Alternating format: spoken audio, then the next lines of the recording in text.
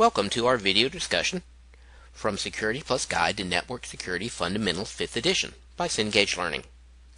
In this session, we will be talking about what is information security, Part 2, from Chapter 1, Introduction to Security. Defining information security has become somewhat of a challenge. But before we can really figure out what information security is, and really, since information security is about defense, it's important for us to understand what is security. And then that leads us to understanding what information security is, some terminology about information security, and of course, why it is important.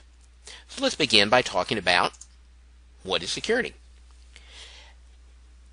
If you search on the internet to try to define the word security, you're going to come across several different definitions. And that's because sometimes security is defined as the process, how to achieve it, or it's defined as the goal, that is, what it means to have security. In reality, security is both of those elements. Security is the goal to be free from danger, as well as the process that gets us there, that achieves that freedom. So, with that in mind, we can think of security as the steps to protect a person or a property from some type of harm, so that they'll be free. Now, harm can come from one of two sources. It may be a direct action, or it may be indirect and unintentional.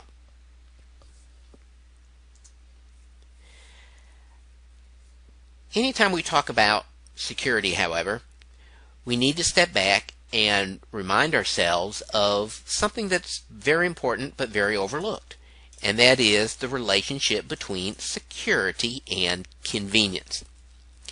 As security increases, our convenience most often will decrease. That is to say, we might consider that I'm going to have an automated alarm system in my house, and that requires that a code is entered on a keypad within 30 seconds of entering the house. Now, the alarm system makes the house more secure, but it's less convenient for me because I no longer can just walk into the door, but I've got to get to the keypad within 30 seconds. So security, in one sense, is inversely proportional to convenience. As security goes up, convenience often goes down. The more secure something is, the less convenient it may become to use. So we might think of security as having to sacrifice convenience for safety. Or we might think of it as giving up short-term comfort for long-term protection. Here's a figure that illustrates that graph of the inverse relationship between security and convenience. And of course, what happens is, as convenience goes up, security goes down, and likewise, as security increases, our convenience level likewise decreases. So, now that we kind of have talked a little bit about what security is, let's talk a little bit about information security itself. Now, information security can be defined as those tasks of securing information that is in a digital format. You know, information that's in a digital format can be manipulated by a microprocessor. It can be stored on a storage device. It might be transmitted over a network. But information security are the tasks of securing that information that is in a digital format. Now, this information security, first and foremost, involves protection. Information security can never completely prevent a successful attack from occurring, or guaranteeing that a system is totally secure, but rather, it is involved with protective measures that will ward off attacks and prevent the total collapse of a system if a successful attack does occur. So information security is about protection. There are essentially three protections in information security that we are concerned with.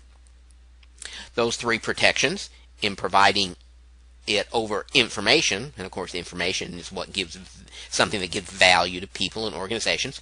Those three protections are sometimes spoken of as the CIA: confidentiality, integrity, availability.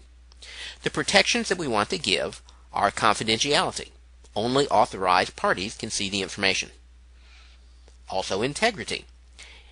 Ensures that the information itself was not altered. And availability. That information is accessible when it's needed for authorized parties to view and access. You know, I could take information and I could lock it up so tightly in a vault that no one would ever be able to see it. Well, it would be protected, but it certainly would not be available. So the protections that we want to have over information can be summarized in this CIA. That is confidentiality, integrity, and availability. Now there's also something called AAA. These are 3 additional protections that are extended over information. Authentication. It ensures that the person is who they actually claim to be. They're authentic, they're genuine, and not an imposter. Authorization. That provides permission or approval to specific technology resources. That someone is approved, authorized to have access to those resources. And accounting. Provides a tracking of events. Information security is about securing devices. Not just because devices are important, because what is on those devices is important. So information, as we said, can be stored on hardware, manipulated by software, transmitted by communications. And each of these must be protected because this information is contained, it is stored on, or manipulated by, or transmitted by these devices. Now there also are what we call 3 entities. Information security is achieved through a process. There's really a combination of these 3 entities. Information and the hardware, software, and communication are really protected in 3 layers. They're protected by products, they're protected by people, and they're protected by policies and procedures. We might think of a product as being a firewall. We might think of people as being a security technician. We might think of policies and procedures as those requirements of the organization that we have to follow in order to keep our information secure. Or we can think of it from this standpoint. Procedures enable people to understand how to use products to protect information. And here's a figure that lists those security layers. At the very heart of it, we have information, and we want to protect the confidentiality, integrity, and the availability of that information. Well, that involves the hardware, the software, and the communications. And around that, we have products, we have people, and we have the procedures. Another way to look at those layers is through this table. Products form the security around the data. Maybe it's a door lock. Maybe it's some network security equipment like a firewall. People, another layer, it's those who implement and properly use the security products to protect the data. And of course, policies and procedures, those are established by the organization to make sure that people correctly use those products. So finally, that gets us to our information security definition. You may have thought we never were going to get there. But it's really a comprehensive definition of information security that involves, as we said at the outset, the goals and the process. We're going to define information security as that which protects the integrity, confidentiality, and availability of information. Information on the devices that store, manipulate, and transmit it through the products, the people, and the procedures. Now, information security has, like most types of elements, its own set of terminology. If you were in the medical profession, there'd be a set of terminology that you would have to become familiar with in order to not only communicate well with other medical professionals, but also to be also so that you can understand what's going on. Same thing with information security. With many advanced subjects, like information security, it has its own set of terminology. In Chapter 1, you have a scenario about Ellie purchasing a new motorized Italian motor scooter that she can ride from her apartment to school and to work. And in this scenario, we bring into play these different types of terminology. So I encourage you to take a look at those, at that scenario, and apply these terms to it. But just kind of an overview, we talk about assets. An asset is some item that has a value. Now, in an organization, assets generally have qualities such as it gives value to the organization. It can't be easily replaced unless there's some sort of significant investment to do so. And often it can form part of the organization's corporate identity. Here's a list of different types of assets and their descriptions. A few examples, and are they critical or not? Another term we often use is that of a threat. A threat is an action that has some sort of potential to cause harm. Information security threats are events or actions that represent a danger to the information assets. Now, a threat by itself doesn't mean that security has been compromised. It simply means that the potential for creating that loss is real. A threat agent is a person or element that has the power to carry out that threat we just spoke about. Threat agent might be a person attempting to break into a secure computer. It might be a force of nature, like a hurricane. It might be malicious software that attacks the computer network itself. That's a threat agent. What's a vulnerability? That's some sort of weakness or flaw that allows the threat agent to bypass the security. Maybe there's a software defect in an operating system that allows an unauthorized user to gain control of a computer without the user's knowledge or permission. A threat vector is the means by which an attack can occur. Maybe an attacker has found a flaw in a web server's operating system that hasn't been patched. So they might use this threat vector, exploiting that vulnerability, to steal passwords. Now, a threat likelihood is a probability that that threat will actually come to pass. What about risk? Risk is a situation that involves exposure to some type of danger. There are different options in dealing with risk. There's avoiding the risk, there's accepting the risk, there's mitigating the risk, there's deterrence, and there's transference. Risk avoidance means that I've identified the risk, but I'm going to make the decision not to engage in the activity which may be risky. Acceptance simply means, all right, I acknowledge the risk, but there's nothing I'm going to do about it. Mitigation means I'm going to address the risk by trying to make the risk less serious.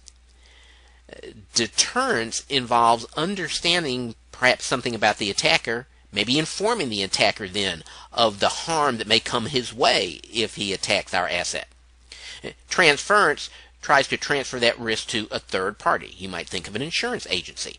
That is a classic example of transferring risk. I've got risk on my automobile, risk insurance that is, and I transfer the risk of being in an accident to the insurance company.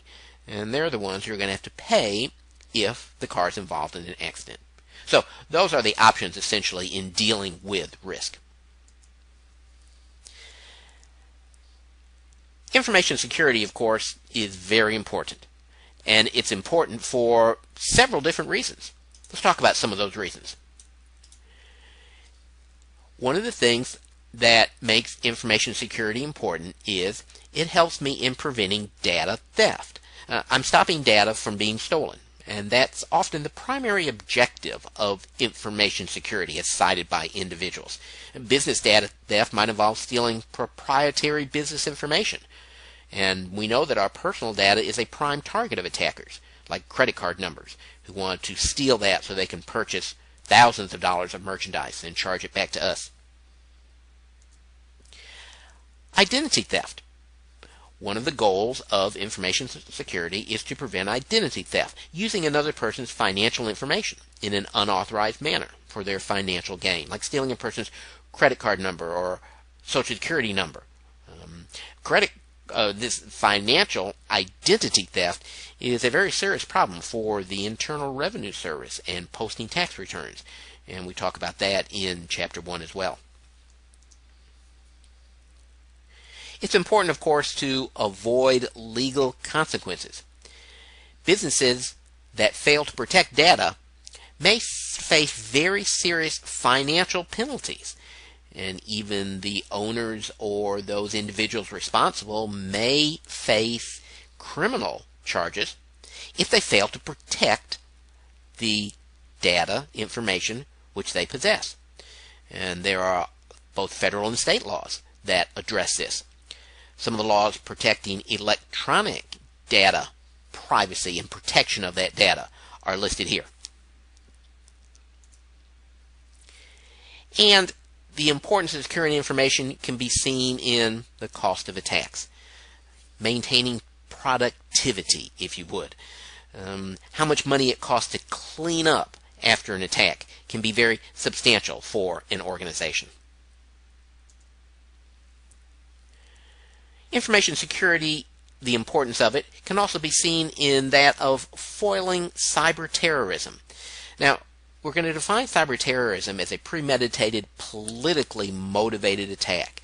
And often these are directed at banks or military installation power plants. They're designed to cause panic, maybe provoke violence, could even result in a financial catastrophe. As we said, these potential targets could be banking, military, energy, transportation, water systems. So, with information security, we are very interested in taking the necessary steps to foil cyber terrorism, to maintain productivity, to avoid legal consequences, to thwart identity theft, and also to prevent data theft. There's part 2 of Security Plus Guide to Network Security Fundamentals. What is information security? From our Chapter 1, Introduction to Security.